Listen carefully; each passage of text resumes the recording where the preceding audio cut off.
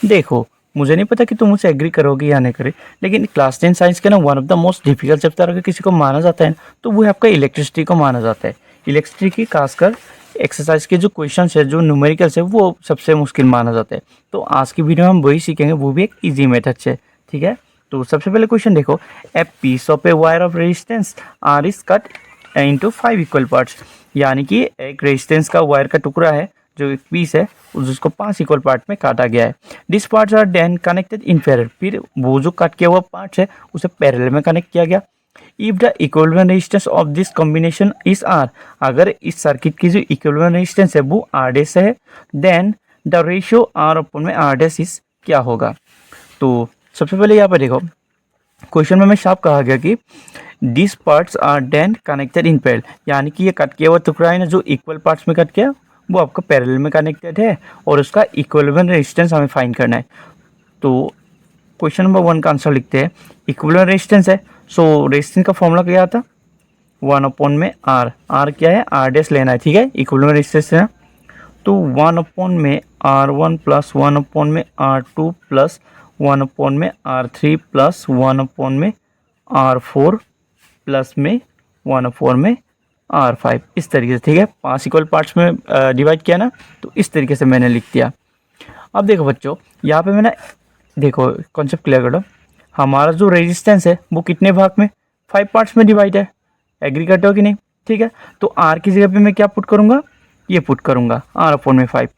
सो 1 में R dash जो हो गया वो होगा 1 में R/5 प्लस 1 में R/5 प्लस 1 में R/5 प्लस 1 में R/5 प्लस 1 में R/5। ठीक है, इस तरीके से 5 बार लिखना होगा।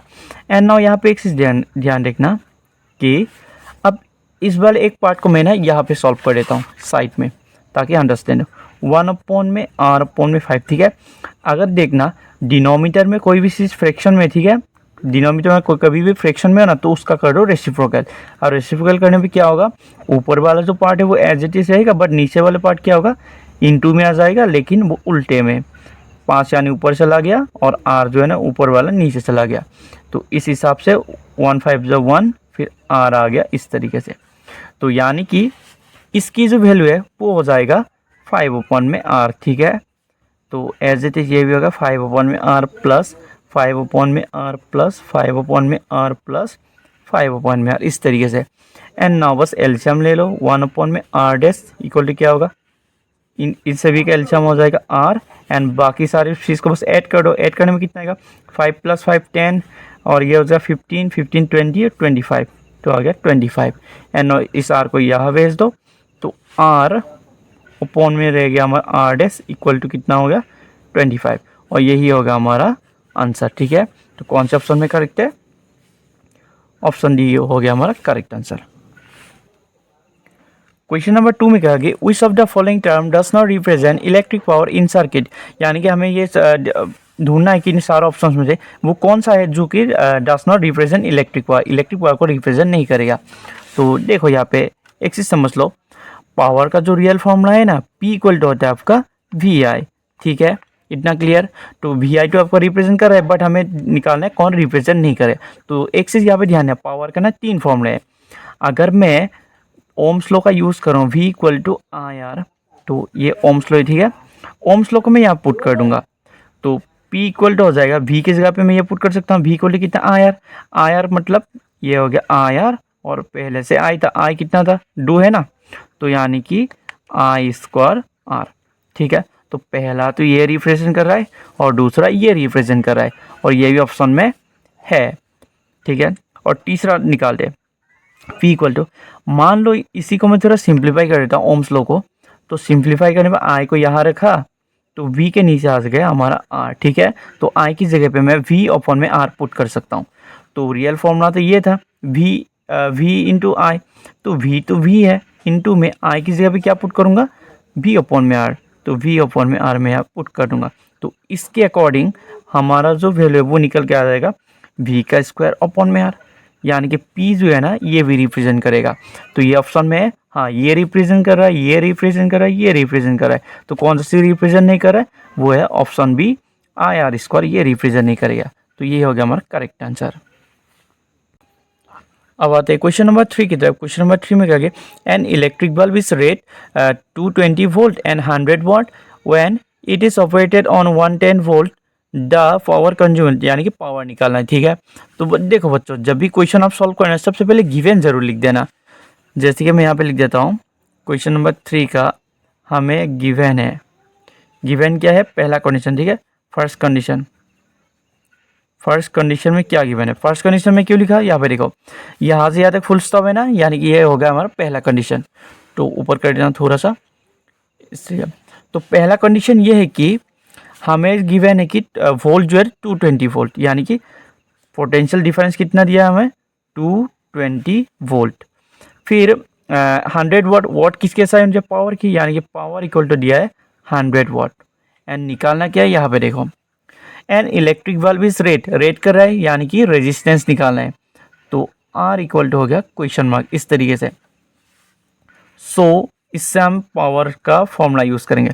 पावर का फॉर्मूला कौन सा यूज़ करो, वो यूज़ करो जो जहाँ पे आपका V हो, P हो और R हो। ठीक है, P2 है ऑलरेडी, यानी कि V और R होना चाहिए हमें पावर के फॉर्मूले। तो पावर का हमारा 3 फॉर्मूले था, ये और ये। अभी थोड़ी देर पहले निकालना, तो इन तीनों में से सिर्फ एक ही फॉर्मूला है जहाँ पे V और R अवेलेबल है, तो यही यूज़ करूँगा, V स्क्वायर अपॉन में R। एंड ना यहाँ पे इस चीज़ को ध्यान देना, हमें किसकी वैल्यू चाहिए, हमें तो R की वैल्यू चाहिए, यानी कि R को रखूँगा एक जगह पे, बाकी को उधर भेज दूंगा। तो इसके अकॉर्डिंग R को मैं ऐसे एक्सचेंज कर दो। ठीक है, V स्क्वायर ऊपर रह गया, P इधर चला गया, R इधर से, बस एक्सचेंज कर दिया। ठीक है, एंड ना V का जो वैल्यू है वो आपका 220 वोल्ट है, बट जबकि स्क्वायर है ना, या 2 बार लिख सकते हो या फिर स्क्वायर भी लिख सकते हो, आपके ऊपर डिपेंड करेगा। ओपन में आ गया P का वैल्यू कितना है, 100 वाट। ठीक है, 0 से 0 कैंसिल, इससे ये कैंसिल, यानी कि डिनोमिनेटर में ओनली 1 रह गया, जो कि हम काउंट नहीं करेंगे। तो इसको बस मल्टीप्लाई 22 इंटू 22 कितना आएगा, 484। ठीक है, और रेजिस्टेंस की एसआई यूनिट क्या है, ओम आएगा, इस तरीके से। एंड नाउ सेकेंड कंडीशन में क्या दिया, देखते हैं। सेकेंड कंडीशन में क्या गिवन है, यहाँ पर क्वेश्चन में, when it's operated on 110 volt the power consume. Second condition में हमें जो पोटेंशियल डिफरेंस है वो दिया है 110 वोल्ट एंड पावर कंज्यूम हमें निकालना है। तो V दिया है हमें 110 वोल्ट और फिर हमें पावर निकाला है, पावर का क्वेश्चन मार्क। देखो अगेन P इक्वल टू कौन सा था, V स्क्वायर अपॉन में R, यही यूज़ किया था ना, इस बार भी यही यूज़ करूँगा मैं। हमें तो इस बार पावर ही चाहिए, तो पावर को बस एज इट इज ये ऐसे रहने दो। V की जो वैल्यू है वो होगा आपका 10 वोल्ट, जबकि स्क्वायर लगा सकते हो या फिर 2 बार इस तरीके से लिख सकते हो, वोल्ट। अपॉन में आ गया हमारा R की वैल्यू कितना है, अभी फाइन किया, 484 ओम, इस तरीके से। एंड नाउ बस इसको क्या, देखो इसको सॉल्व करो। इससे मैं इसको काट सकता हूँ, कैसे काट सकता हूँ, 2 कॉमन है ना इससे, देखो 2 2 जा 4, 2 4 जा 8, 2 2 जा 4। ठीक है, 2 से काटा, 255 जा होता है इतना। अब इससे इसको वापस काट दो, किससे जाएगा, 2 से, 2 1 जा 2, 2 2 जा 4, 2 1 जा 2, और ये आएगा 255 जा। अब ये जाएगा 11 से, 11 जा 121, और ये जाएगा 11 5 जा। ठीक है, अब इससे इसको डायरेक्ट कर सकता हूँ, 11 5 जाएगा 55। ठीक है, अगर आपको कोई कन्फ्यूजन हो रहा है तो वापस बैक करके देख लेना।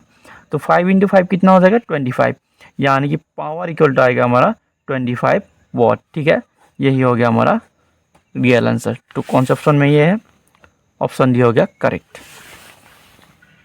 अब आता है क्वेश्चन नंबर 4 की तरफ। क्वेश्चन नंबर 4 में क्या है, 2 conducting wires of the same material, यानी कि 2 कंडक्टिंग वायर है जिसकी जो मटेरियल वो सेम है, and of equal length and equal diameter, जिसका लेंथ और डायमीटर वो भी इक्वल है, और first connected in series and then parallel.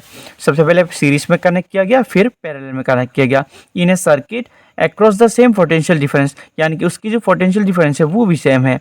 The ratio of heat produce in series and parallel combination would be. देखो बच्चों, इस क्वेश्चन को ना आप रट लो। ठीक है, एमसीक्यू फॉर्मेट में आए तो ये रट लेना, और लॉन्ग क्वेश्चन में भी आते हैं तो वो तो मैं आपको सॉल्व कराऊंगा, बट एमसीक्यू के लिए ये रट लो कि जब भी हीट प्रोड्यूस कर रहा है जो कि सीरीज में और पैरेलल में, ठीक है, सीरीज में और पैरेलल में बोला है ना, तो उसका जो आंसर है हमेशा 1:4 आएगा, ये आपको रट लेना। लेकिन कभी कभी ऐसा भी होता है कि पैरेलल और सीरीज के बारे में पूछ ले, जब सीरीज और पैरेलल में हो ना तो 1:4, और जब पैरेलल और सीरीज में पूछा ना तो बस इसका उल्टा कर दो, यानी कि 4:1 हो जाएगा उसका करेक्ट आंसर, अगर पैरेलल और सीरीज में पूछा तो। जबकि ऐसा पूछा नहीं है तो ये होगा हमारा करेक्ट, ठीक है। बट क्या होगा जब ये लॉन्ग क्वेश्चन में आ जाए, क्योंकि मैंने कई बार देखा है एग्जाम में कि यही क्वेश्चन को ना एग्जाम में पूछ लेते हैं, बट शॉर्ट फॉर्म में नहीं, लॉन्ग क्वेश्चन में पूछ देता है, 2-3 मार्क का तो होता ही है। तो देखो सबसे पहले मैं ना यहाँ पे लिखूंगा, मान लेते क्वेश्चन नंबर, ठीक है, लेट, मान लेते कि the resistance of each wire भी आर, ठीक है, resistance of each wire be R, ठीक है। तो मैंने यहाँ पे लिख दिया कि मान लीजिए कि the resistance of each wire we R, ठीक है, आर मान लिया। तो अगर मैं इन सीरीज, बोला नहीं ये क्वेश्चन पे, देखो सबसे पहले सीरीज में कनेक्ट किया गया फिर पैरेलल में, तो मैं ना क्या करूँगा, सबसे पहले सीरीज में कनेक्ट हुआ, इन सीरीज में क्या होगा, आर रेजिस्टेंस, आर एस लिख दिया, ठीक है, रेजिस्टेंस जो है सीरीज में, सीरीज का फॉर्मूला क्या था, R1 + R2, यानी कि R + R हो जाएगा, R + R, तो कितने आ रहे हैं यहाँ पे 2R। तो अगर मैं इस रेजिस्टेंस को सीरीज में कनेक्ट करूँगा ना, उसका जो रेजिस्टेंस है वो कितना आ रहा है 2R, ठीक है। अब मैं इन पैरेलल में कनेक्ट कर रहा हूँ, पैरेलल में कर रहा हूँ, तो पैरेलल का फॉर्मूला है उसको 1 में R होगा, लेकिन जबकि पैरेलल में ना तो RP दे देता हूँ ताकि अंडरस्टैंड हो।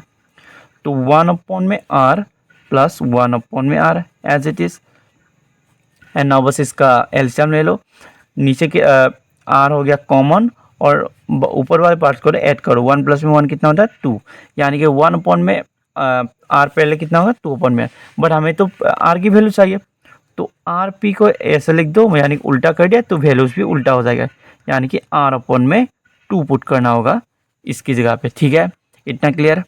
एंड नाउ हीट हम निकाल लेते हैं, तो हीट इन सीरीज, ठीक है, हीट इन सीरीज, जब मैं हीट को सीरीज में कनेक्ट करूंगा तो उसका जो वैल्यू है वो निकाल लेते हैं, H का मतलब है हीट, जबकि सीरीज है ना HS लिख देता हूँ ताकि बेटर अंडरस्टैंडिंग हो। अब अच्छा यार पे एक चीज ध्यान रखना, हीट का जो फॉर्मूला है वो हम ऐसा लिख सकते हैं V² में RT, ठीक है, यानी कि हीट का जो रियल फॉर्मूला ये होता है, हीट इक्वल होता है P × T, ठीक है, P की जगह पे मैंने यहाँ पे ये पुट किया कि V² में R।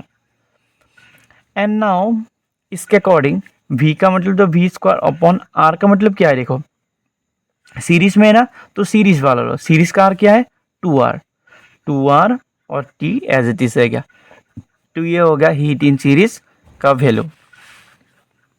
And heat in parallel में क्या होगा ये देखते हैं, हीट इन पैरेलल आपको भी एज इट इज मैं जैसे करा रहा हूँ वैसे आपको लिखना होगा, तभी आपको मार्क्स मिलेगा। हीट इन पैरेलल में क्या होगा, हीट हो गया, ये पैरेलल का सिंबल आ गया, हीट इन पैरेलल, सॉरी 1 में होना चाहिए था ये,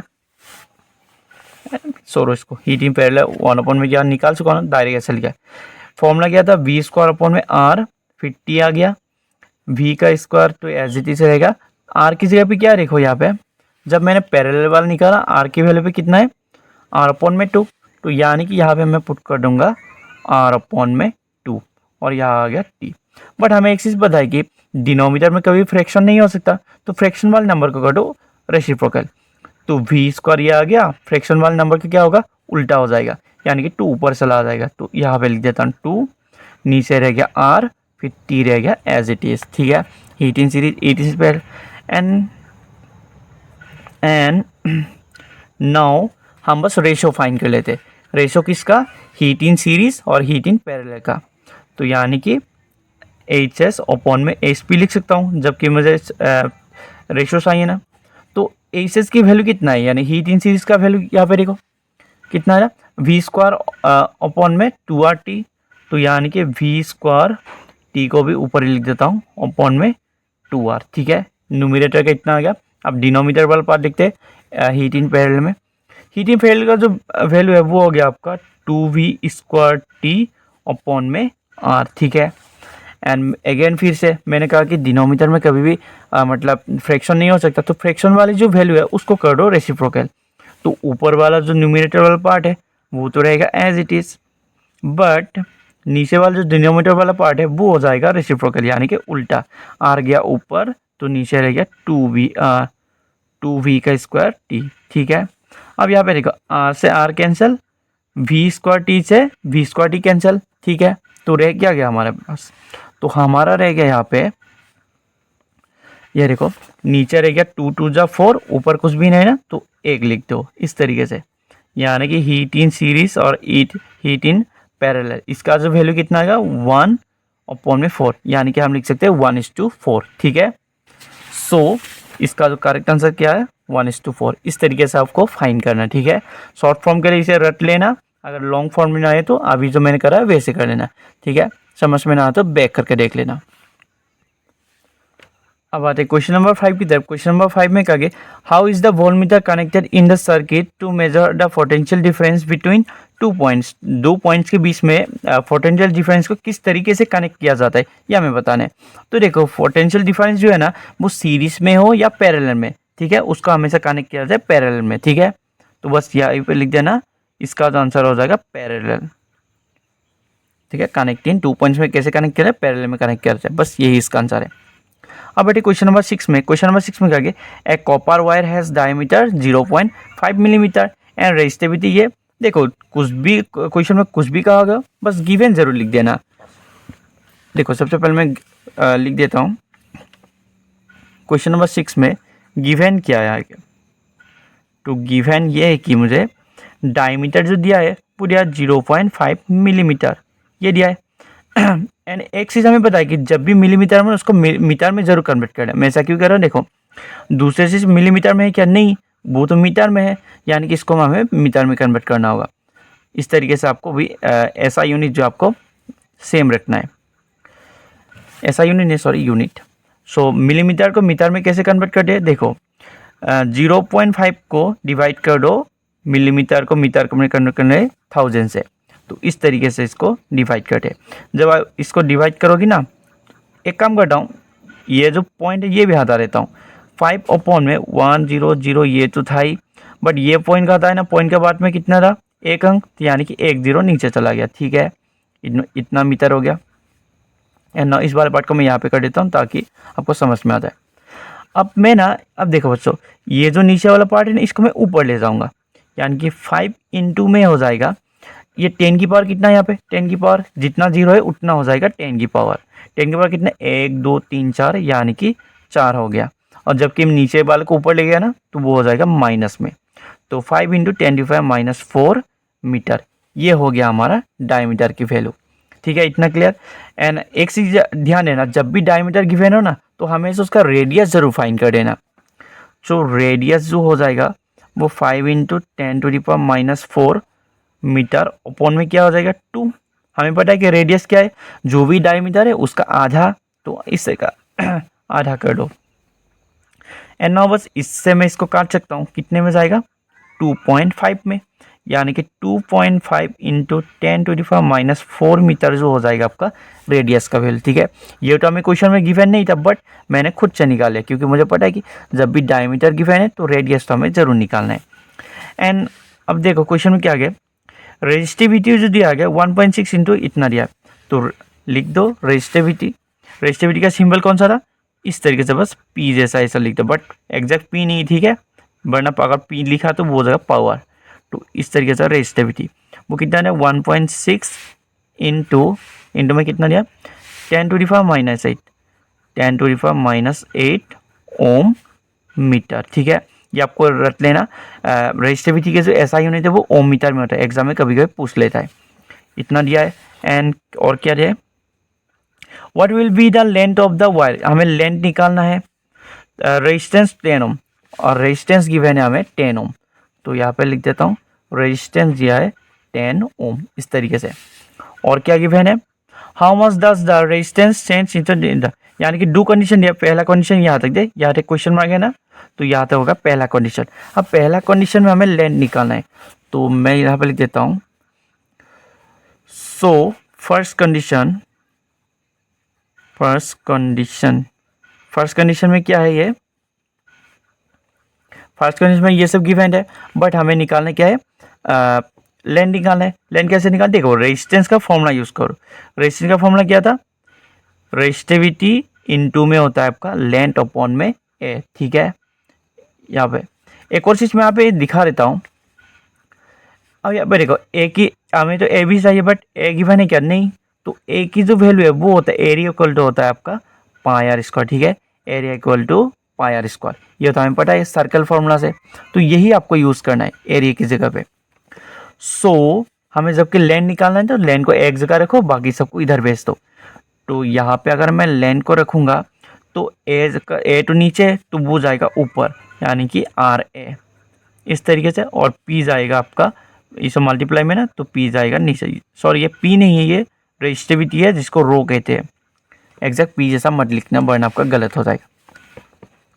एंड नाउ इसको मैं ऐसे भी लिख सकता हूँ कि एल इक्वल टू आर, ए की जगह पे क्या पुट करना है, यहाँ पे देखो पाई आर स्क्वायर, तो यहाँ पे मिल गया पाई आर स्क्वायर अपॉन में रेजिस्टिविटी, इस तरीके से। अब बस वैल्यूज पुट कर दो।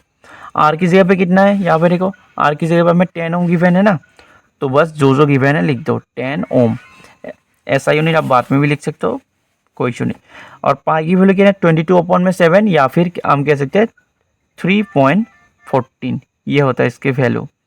इनटू में आर की जगह पे कितना है, अभी फाइन क्या रह गया, यहाँ पे देखो 2.5 इंटू 10⁻⁻4, तो 2.5 इंटू 10⁻⁻4, जबकि स्क्वायर है ना, तो इस तरीके से मैं स्क्वायर कर देता हूँ। अपॉन में हो गया हमारा रेजिस्टिविटी कितना है 1.6 इंटू 10⁻⁻8, ठीक है। अब ये बच्चा हो गया आपका कैलकुलेशन बेस्ड क्वेश्चन।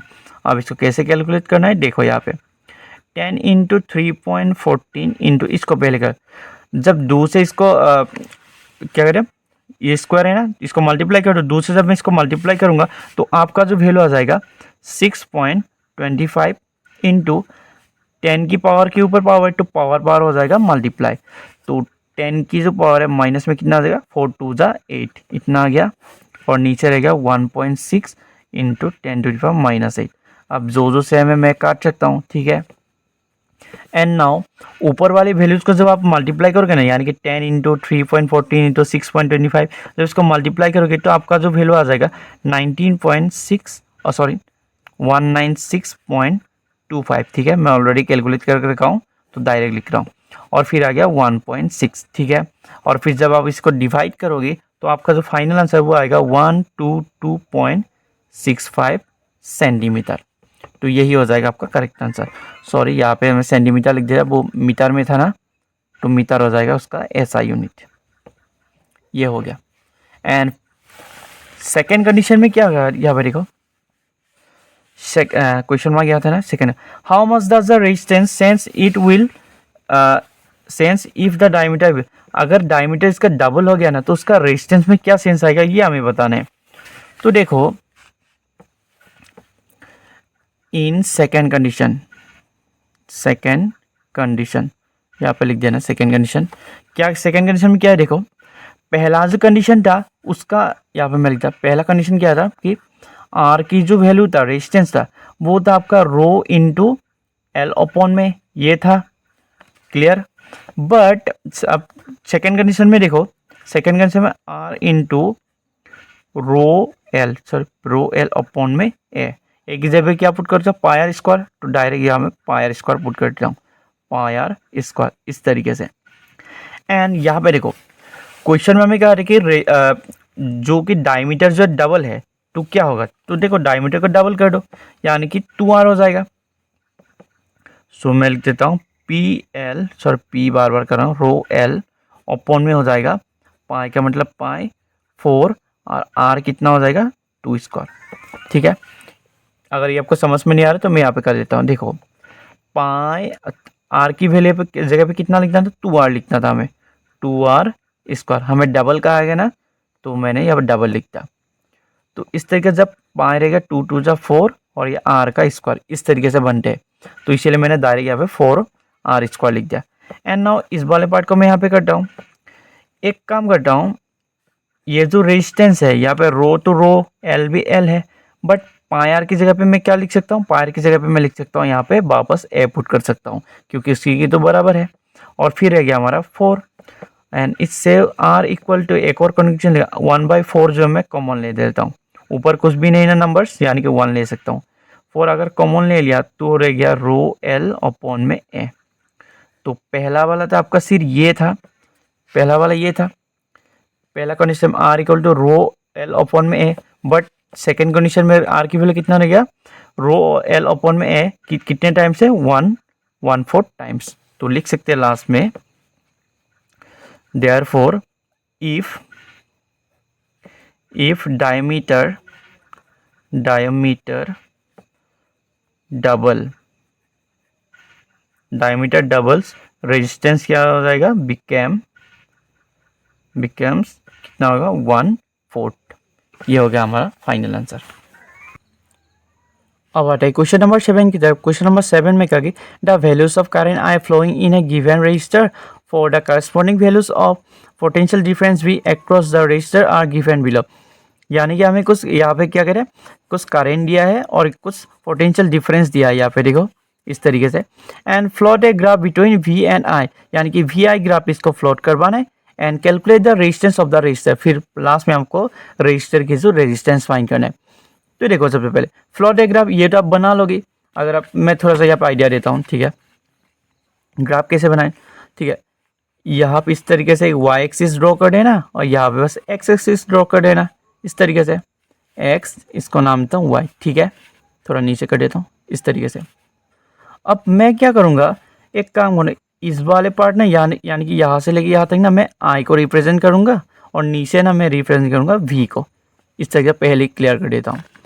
एंड देखो आई की हाइस्ट वैल्यू कितना है, देखो आई यानी करंट की हाइस्ट वैल्यू 4 है ना, तो 5 सेंटीमीटर आपको बस यहाँ पे मार्क कर दो। 1 सेंटीमीटर, 2, 3, 4, 5, इस तरीके से 5 आपको मार्क करना है 1 सेंटीमीटर में। हर एक पार्ट कितने सेंटीमीटर का, 1 सेंटीमीटर का है, ठीक है।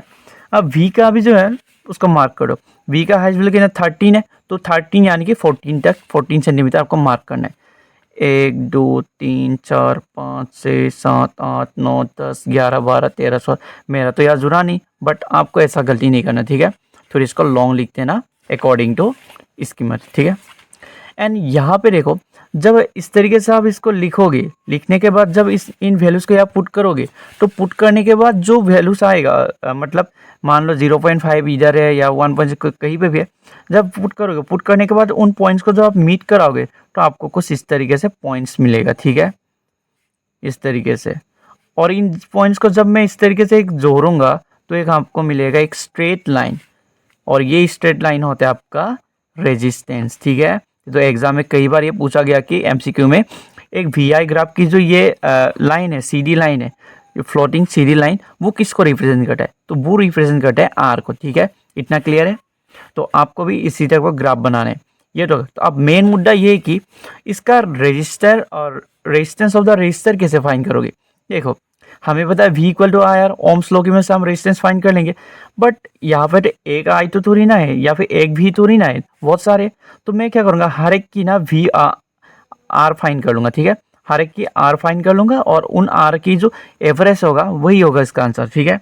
तो यहाँ पे मैं ऑलरेडी फाइंड करके रखा हूँ, या फिर मैं आपको समझा देता हूँ। सबसे पहले मैंने क्या लिखा है यहाँ पे, यूजिंग ओम्स लॉ, ठीक है। मैं ओम्स लॉ का यूज़ कर रहा हूँ। V equal to I R, जब आर की वैल्यूज आई है ना तो आई को इधर भेज दिया तो V अपॉन में आई आ गया। सो मैं ऐसा लिख सकता हूँ इसको, R equal to V upon में आई।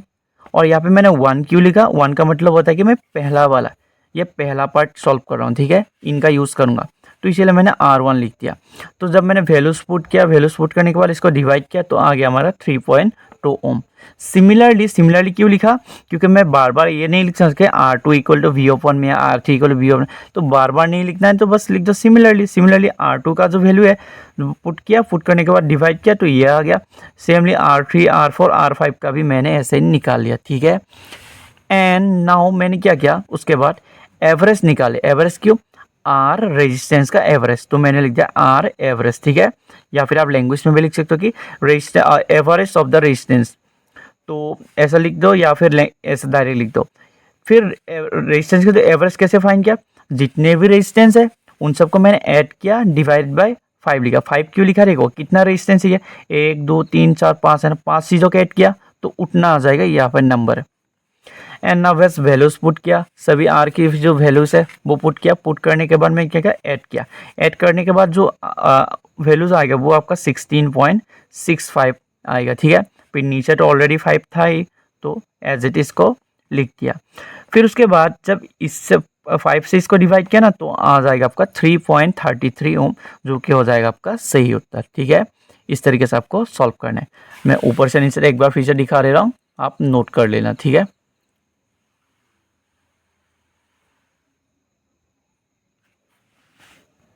क्वेश्चन नंबर 8 में कहा कि when a 12V battery is connected across the unknown resistance there is a current of 12 और 2.5 मिली देखो बच्चों, यहाँ पे ना एक बहुत अच्छा कॉन्सेप्ट मिल गया है। तो देखो सबसे पहले मैं गिवन लिख देता हूँ, फिर आपको समझाता हूँ, ठीक है। क्वेश्चन नंबर 8 में हमें गिवन है, क्या गिवन है कि पहले V लिख देता हूँ। V दिया हमें 12 वोल्ट का, एंड करंट दिया है, सो करंट यहाँ पे लिख देता हूँ ताकि I इक्वल टू कितना दिया, 2.5 मिली एम्पियर, ठीक है। ये एम्पियर नहीं, मिली एम्पियर। अब यहाँ पे कॉन्सेप्ट समझ लो। देखो एम्पियर ना दो टाइप का होता है, एम्पियर दो टाइप का होता है।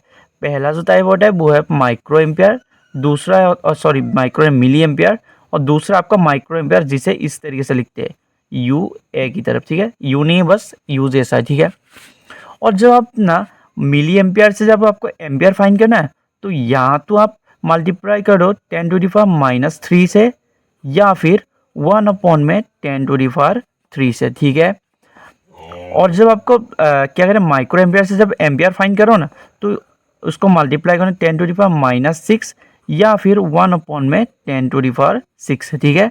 किसी दोनों में से आपको मल्टीप्लाई करना है। जबकि हमारा कंडीशन ये है कि मिली एम्पियर से एम्पियर फाइंड करना है, तो मैं क्या करूँगा 10⁻³ या फिर 1/10⁻³ तो मैं इसका यूज़ करूँगा। तो यहाँ पे लिख देता हूँ मैं 2.5 इंटू में क्या होगा 1/10⁻⁶, ठीक है। एंड नाउ इस ये वाला तो इससे मल्टीप्लाई होगा, एम्पियर लिख देता हूँ, ये एम्पियर में होगा ना, ये वाला इससे मल्टीप्लाई हो रहा है। तो 2.5/10⁶ का मतलब क्या होता है, देखो 1 का 1 लिख दो, एंड पावर कितना 6 है ना, जितना पावर उतना जीरोस, यानी कि 6 है, सॉरी यार 6 कैसे होगा, सॉरी यहाँ पे मिली एम्पियर 3 होना चाहिए, ठीक है। यहाँ पे मैंने ऑलरेडी लिख दिया है, मिली एम्पियर जब एम्पियर फाइंड करना है तो 1/10⁻³ होना चाहिए, मैं गलती से ये लिख दिया था। तो 3 हो गया, तो जितना पावर उतना जीरोस, तो 3 पावर है तो 3 जीरो, 1 2 3 इस तरीके से। अब मैंने एक काम करता हूँ, अब ये वाला जो पॉइंट है ये भी हटा देता हूँ। अब ये जो पॉइंट हटा दिया, ये कहाँ चला गया, पॉइंट के बाद एक अंक डाला तो एक जीरो जाएगा नीचे, ठीक है। ये होगा एम्पियर। अब मैंने इसको भी और कैलकुलेट करता हूँ। अब मैं इससे इसको डिवाइड करूँगा, तो डिवाइड करने का तरीका कौन सा है, देखो 0 पॉइंट कितना आएगा वो देख लेते हैं। देखो कितना जीरो है नीचे, 1 2 3 4 जीरो है ना, तो आपका हो जाएगा 4 अंक यहाँ पे लगाना है, ठीक है। 4 अंक में आपको कंप्लीट करना है, 4 अंक कंप्लीट हो गया। अब ऊपर जो वैल्यू कितना 25, तो 25 को ना एज इट इज लिख दो, बट लास्ट में लिखना है, ठीक है। और जहाँ पे आपका छूट गया पे, जहाँ पे आपको कुछ भी नहीं है तो वहाँ पे जीरोस लगा लो, तो आपका जो आई का जो वैल्यू है वो आएगा 0.00025 एम्पियर, इतना आ गया। इतना क्लियर, ठीक है। तो ये थोड़ा कॉन्सेप्चुअल क्वेश्चन था, तो आप याद रखना, ये नोट कर लेना कि जब मुझे मिली एम्पियर से एम्पियर फाइंड करना है तो इससे मल्टीप्लाई करना होता है इन दोनों में से किसी एक से, और जब माइक्रो एम्पियर से एम्पियर फाइंड करना है तो इन दोनों में से किसी एक से मल्टीप्लाई करना होता है, तो ये नोट कर लेना। अब आते हैं क्वेश्चन पे, हमें फाइंड क्या करना है, देखो find the value of the resistance of the register, तो हमें रेजिस्टेंस फाइंड करना है। तो ये तो बहुत सिंपल हो गया, V का वैल्यू गिवन है, I का वैल्यू गिवन है, तो फिर direct resistance using Ohm's law, using Ohm's law, Ohm बाबा का फॉर्मूला यूज़ करो, ओम्स लॉ। नाउ लिख देता हूँ यहाँ पे, now Ohm's law. Ohm's law क्या था, V इक्वल टू R, जबकि रेजिस्टेंस फाइंड करना है तो मैं लिख सकता हूँ कि R इक्वल टू V/I, इस तरीके से, ठीक है ना। वैल्यूज पुट करो, V का मतलब क्या है, V का जो वैल्यू आपका दिया है 12 वोल्ट, और आई का जो वैल्यू है वो दिया है आपका 0.0025 एम्पियर या वोल्ट लगा रहा है, ठीक है। अब मैं क्या करूँगा, देखो जब भी आपका क्वेश्चन में डेसिमल हो ना तो कैलकुलेट करने में प्रॉब्लम होता है, तो एक काम करो डेसिमल ही हटा देता हूँ। कैसे आता होगा, यहाँ पे देखो ऊपर 12 लिख दो, नीचे जो नंबर है वो एज इट इज लिख दो। बट अब देखो डेसिमल के बाद कितने अंक था, देखो 1 2 3 4 अंक ना, तो 4 अंक था नीचे था तो ऊपर चला जाएगा 4 जीरोस, क्योंकि 4 1 2 3 4 जीरोस आ गया। तो ये किस में था, वोल्ट मीटर में, ये था एमीटर में, ठीक है। अब बस इसको कैलकुलेट करो। ये जाएगा 5 5 ज़ा 25, 5 सॉरी 5 नहीं, 5 2 ज़ा होता है आपका 10, यहाँ पे 2 कैरी होगा, 2 इसके साथ मिलकर 20 हो जाए तो 5 कितना हो जाएगा, 5 4 ज़ा होता है 20, ठीक है। ये भी ये कट गया और कितना जीरो, 3 जीरो से, तो 3 जीरो इस तरीके से लिख दो। एंड 5 से इसको डायरेक्ट कट सकते हैं। 5 4 ज़ा होता है आपका 20, यहाँ पे 4 कैरी हो गया, 4 इसके साथ मिलकर कितना 40, 5 8 ज़ा हो गया 40 और 2 जीरो से ना 2 जीरो एज इट इज लिख दो। तो हमारा जो फाइनल आंसर बन के आ गया, रेजिस्टेंस इक्वल कितना होगा 4800, रेजिस्टेंस का ऐसा यूनिट क्या है ओम, तो ओम लिख दो। तो ये हो गया हमारा फाइनल आंसर। अब आता है क्वेश्चन नंबर 9 की तरफ। क्वेश्चन नंबर 9 में क्या गया, a battery of 9V is connected in series with resistors of इतना, ठीक है। तो 1 2 3 5 रेजिस्टेंस दिया है respectively. How much current would flow through the 12 ohm resistance, यानी कि 12 ओम रेजिस्टेंस में कितना करंट फ्लो होगा वो हमें निकालना है। तो देखो सबसे पहले यहाँ कंडीशन देख लो, मैं गिवन लिख देता हूँ, ठीक है। गिवन लिखने से कॉन्सेप्ट क्लियर होता है। तो सबसे पहले तो गिवन ये है कि हमें V का जो वैल्यू है वो दिया है 9V और फिर हमें कुछ रेजिस्टेंस दिया। रेजिस्टेंस क्या, रेजिस्टेंस जो सीरीज में कनेक्ट है ना, एक रेजिस्टेंस थोड़ी ना है, ढेर सारे रेजिस्टेंस है। तो मैं क्या करूँगा, टोटल रेजिस्टेंस निकालूंगा। तो मैं यहाँ पर लिख देता हूँ RT, यानी कि टोटल रेजिस्टेंस। टोटल रेजिस्टेंस क्या है, 0.2 ohm plus 0.3 ohm plus 0.4 ohm plus 0.5 ohm plus में हो जाएगा आपका 12 ओम, इस तरीके से, ठीक है। 12 ओम ही था ना, हाँ। एंड ना बस इसको ऐड करो। अगर आपको ऐड करना नहीं आता, वैसे तो ऐड करना आता है बट फिर भी मैं यहाँ पे खुद के लिए कर रहा हूँ, ठीक है।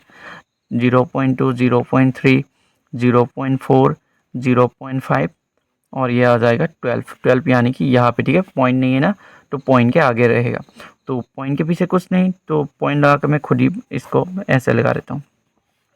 ऐड करने में क्या, 2 और 3 हो जाएगा 5, 5 और 4 9, 9 और 5 कितना होगा 14, 14 और 1 हो गया कैरी, ठीक है।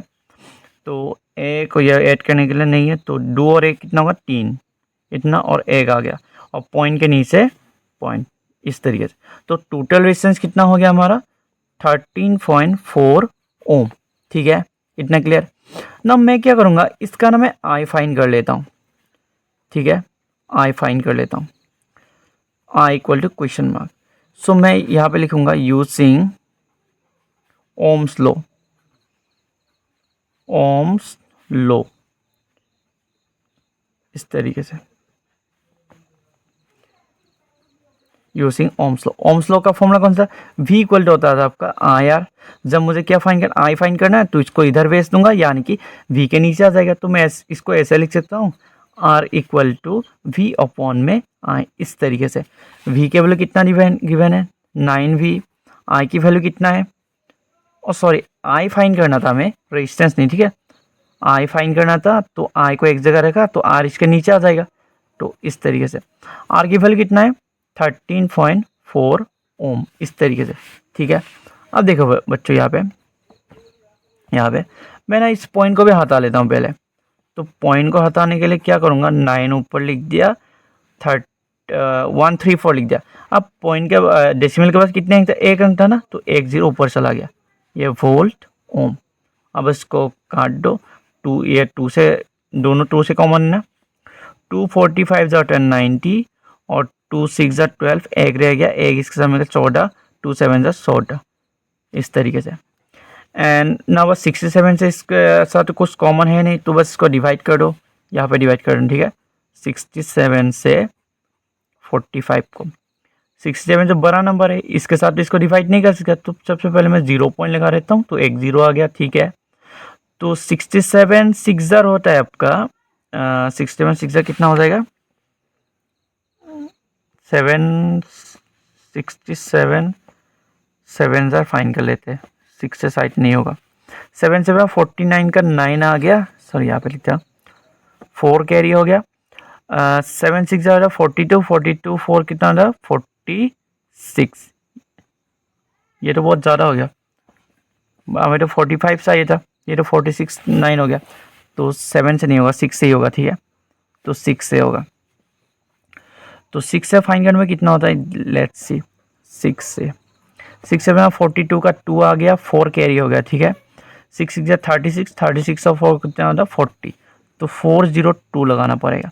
अब बस माइनस कर दो, 0 से तो 2 माइनस नहीं कर सकते, तो इधर से 1 ले लिया तो 10 हो गया, 10 से 2 माइनस किया 8 हो गया, या फिर तो 4 रह गया, 4 से 0 माइनस किया 4, या तो कैंसिल हो गया 48। अब देखो बच्चों हमने यहाँ पे क्या लगाया था, डेसिमल लगाया था ना, तो एक 0 इधर आ गया। जब भी डेसिमल लगाओ ना तो जो भी वैल्यू आएगा वहाँ पे एक एक 0 आपको लगाते जाना होगा। बहुत सारे बच्चों के ये कन्फ्यूजन होते हैं, तो मैं क्लियर करते जा रहा हूँ। अब देखो 67 7 ज़र मैंने अभी फाइन किया ना, इधर कितना होता है 469, तो 469 लगा सकता हूँ, क्योंकि अगर 8 लगा रही है तो 8 तो बहुत ज़्यादा हो जाएगा। तो अब इसके साथ इसके बाद ना आपको कैलकुलेट करने की ज़रूरत नहीं, क्यों, क्योंकि डेसिमल के बाद ना हमेशा 2 अंक ही आपको निकालना है, ठीक है, ये आपको क्लियर करना है। तो हमारा आंसर आएगा 0.67, कितना हो जाएगा, आई फाइन किया ना एम्पियर, तो ये हो गया हमारा करेक्ट आंसर। क्वेश्चन नंबर 10 में कहा गया how many 176 ohm resistors in parallel are required to carry 5 ampere on a 220 volt line. यानी कि हमें ये निकालना है कि ऐसे कितने 176 ओम रेजिस्टेंस है जिसको पैरेलल में कनेक्ट करने पे वो कैरी करेगा 5 ampere on a 220 volt voltage पे, ठीक है, ये फाइन करना है। तो देखो हमें यहाँ पर क्या फाइन करना है, नंबर ऑफ रेजिस्टेंस फाइन करना है, ऐसे कितने रेजिस्टेंस है 176 का। तो देखो यहाँ पे एक चीज़ क्लियर करना, अगर आपको नंबर फाइन करना है ना, नंबर ऑफ कुछ भी, number of current, number of potential difference, या फिर नंबर ऑफ रेजिस्टेंस, या फिर क्या फाइन करना, नंबर ऑफ रेजिस्टेंस ना, तो देखो फॉर्मूला ये बनता है कि जो भी फाइन करना है उसकी एक की वैल्यू, जबकि रेजिस्टेंस फाइन करना है तो रेजिस्टेंस कितना, एक रेजिस्टेंस की वैल्यू ओपन में होता है आपका टोटल रेजिस्टेंस की वैल्यू, सिर्फ रेजिस्टेंस नहीं जो भी फाइन करना है उसकी टोटल, ठीक है, ये होता है आपका फॉर्मूला। तो सबसे पहले तो मैं ये फाइन करूँगा, क्या ये हमें गिवन है क्वेश्चन में, देख लो एक आर की वैल्यू, ये देखो हाउ मेनी 176 ऐसे कितने रेजिस्टेंस हमें क्या कहते हैं रिक्वायर्ड होगा, यानी कि ये जो वैल्यू है ना ये आपके R1 की वैल्यू दिया है, यानी कि एक रेजिस्टेंस की वैल्यू, तो ये तो ऑलरेडी गिवन है, तो मुझे बस फाइन करना है ये टोटल रेजिस्टेंस फाइन करना है, तो ऑलरेडी ये फॉर्मूला यूज़ करके मैं डायरेक्ट आंसर निकाल सकता। अब ये फॉर्मूला बना कैसे ये मैं अब थोड़ी देर में समझा रहा हूँ। तो सबसे पहले मैं टोटल रेजिस्टेंस फाइन करूँगा, ये फॉर्मूला रखते हैं ना, ठीक है, काम आएगा बाद में। तो गिवन सिवन लिखना है तो लिख लो, या फिर मैं डायरेक्ट आंसर लिख देता हूँ। क्वेश्चन नंबर 10 का यूजिंग ओम्स लॉ, सॉरी यहाँ पे ओम्स लॉ, ओम्स लॉ का फॉर्मूला क्या है, V इक्वल टू होता था आपका आर। हमें फाइन क्या करना है टोटल रेजिस्टेंस ना, तो RT लिख देता हूँ ताकि समझ में, यहाँ पे लिखे देता हूँ टोटल। तो जब मुझे R टोटल की वैल्यू चाहिए तो इसको इधर भेज दो, यानी कि इसके नीचे आ जाएगा, तो इसको मैं ऐसे भी लिख सकता हूँ कि R टोटल ओपन में क्या हो जाएगा, V ओपन में I हो जाएगा। अब V की वैल्यू कितना है यहाँ पे देखो, V की वैल्यू V कितना दिया देखो 220 वोल्ट, 220 वोल्ट ओपन में I की वैल्यू कितना है 5 एम्पियर, तो 5 एम्पियर इस तरीके से आपको लिख देना है, ठीक है। अब इसे कैलकुलेट करो, 5 से ये कट जाए ना, 5 4 जा 20, 2 रह गया, 2 इसके साथ मिलकर कितना 20, 5 4 जा फिर से 20 हो गया, तो यानी कि टोटल रेजिस्टेंस कितना आ गया हमारा 44, यहाँ पर लिखता हूँ 44, रेजिस्टेंस का ऐसा यूनिट क्या है ओम, 44 ओम आ गया हमारा टोटल रेजिस्टेंस, ठीक है ना। बस नंबर्स फाइंड कर लो, सो मैं यहाँ पे लिख देता हूँ कि सो नंबर ऑफ, पहले लैंग्वेज में ज़रूर लिख देना, नंबर ऑफ पैरेलल, पैरेलल में कनेक्ट है ना तो पैरेलल लिख देना, ठीक है, पैरेलल रेजिस्टेंस, रेजिस्टेंस इज मैंने किया number of parallel resistance is parallel में कनेक्ट किया तो पैरेलल का फॉर्मूला। अब देखो पैरेलल का फॉर्मूला यूज़ किया ना, तो R1/RT equal to number upon में एक की वैल्यू, ठीक है, एक जो भी फाइंड करना है ना उसकी वैल्यू, यानी कि रेजिस्टेंस है ना तो रेजिस्टेंस की वैल्यू आ जाएगा। जैसे मान लो कि हमें वोल्टेज फाइंड करना है या फिर पोटेंशियल डिफरेंस, तो फिर मैं क्या लिखूंगा 1 अपॉन में total potential difference equal to क्या हो जाएगा नंबर अपॉन में एक पोटेंशियल डिफरेंस, ये हो जाएगा फॉर्मूला। तो अब बस क्रॉस मल्टीप्लाई कर, इससे ये होगा इससे ये, तो इससे ये कर लेता हूँ आर टोटल इंटू में क्या आ जाएगा एन आ जाएगा equal to R1 jar are, और हमें तो नंबर्स फाइंड करना है तो एन को यहाँ रखो, इसको इधर भेज दो, ये मल्टीप्लाई में इसके साथ किस में आ जाएगा डिवाइड में RT। इसीलिए मैंने ऊपर लिखा था कि N equal to R upon में RT, ठीक है। तो ये रट लेना, डायरेक्ट भी आप इसे यूज़ कर सकते हो, बट मैंने आपको ये समझाने के लिए इतना लिखा। तो नंबर्स डायरेक्ट वैल्यू पुट कर दो। आर की वैल्यू कितना है, आर की वैल्यू टोटल नहीं, ठीक है, टोटल आपको फाइंड नहीं करना, टोटल तो ऊपर नीचे होगा। तो अभी मुझे से आर की वैल्यू चाहिए। आर यानी कि वो कौन सा वैल्यू था, ये देखो गिवन था ना 176 रेजिस्टेंस, तो 176 ओम रेजिस्टेंस आ गया। अपॉन में आर टोटल कितना था, टोटल आर यार देखो कितना फाइंड किया 44 ओम, तो मैं लगा देता हूँ 44 ओम इस तरीके से। अब ना बस इसको कैलकुलेट करो, ये 2 से कॉमन है ना, 2 8 जार होता है आपका 16, 16 में एक रह गया फिर से 16 हो जाएगा, 2 8 जार होगा 16। फिर यहाँ पे देखो ये भी 2 से 2 2 ज़ा 4 2 2 ज़ा 4, ठीक है। अब ये पीछे 2 से जाएगा, 2 11 ज़ा 22, 2 44 ज़ा इतना हो गया। अब 11 से इसको डायरेक्ट काट सकते कितने बार में गया 4 बार में, ओम से ओम कैंसिल, तो नंबर इक्वल टू आ गया हमारा 4, ठीक है। नंबर कितना होगा 4। सो देयरफॉर हम लिख सकते हैं कि 4 रेजिस्टेंस